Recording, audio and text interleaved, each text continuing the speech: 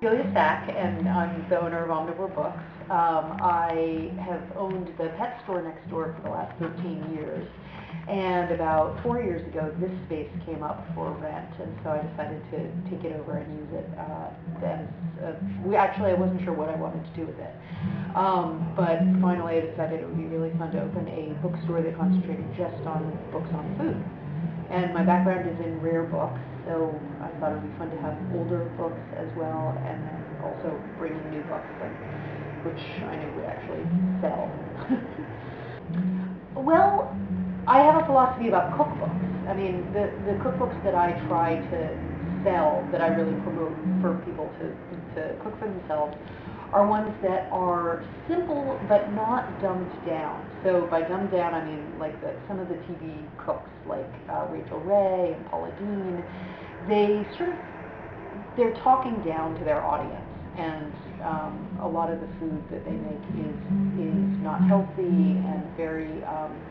It takes a lot of shortcuts, and not in a good way.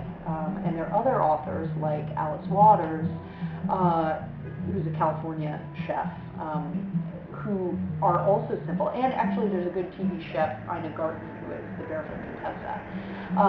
And those books, I feel like, are just as easy to follow, but the food is much healthier, more enjoyable to make, and they actually teach you something about what you're doing and why you're doing it. There are all sorts of reasons for why we cook the way that we cook, but not that many cookbooks tell you why. So it's really important, I think, to try to lead somebody there. So that's sort of the philosophy of the books that I try to carry, something that has a message. I've been collecting antiquarian cookbooks for many years, since I was about 22. I used to work at an auction house that was all rare books, and I was a specialist. And my collecting interest became the books about food, mostly Victorian era stuff that I collect. So one day there was this author that used to shop with us at the pet store, and she was writing a book about a book thief.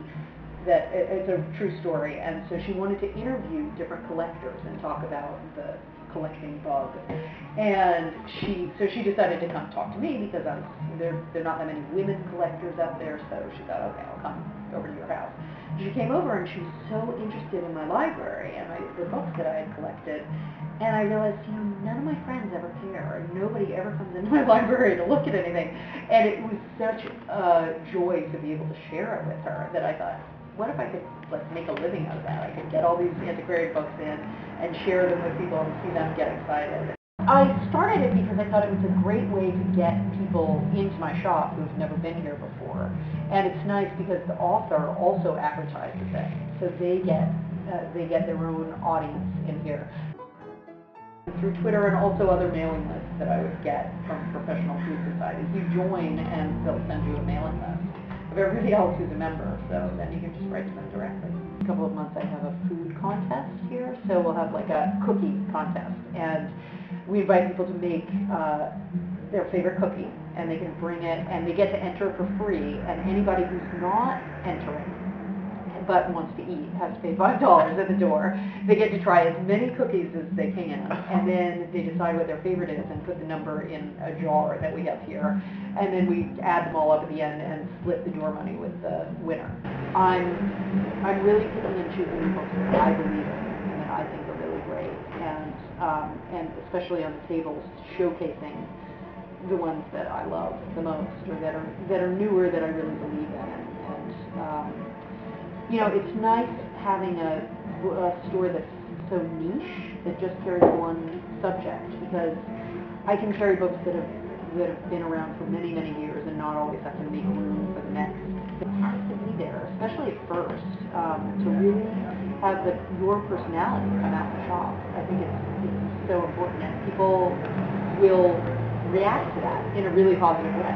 This was a butcher shop at the turn of the century, and that's the scale where you'd weigh all the meat. So you'd get your side of beef and hang it on there, and you'd weigh it against that scale that's right there. And there's a whole pile, see behind my phone, there's a whole pile of weights that you could add on to there.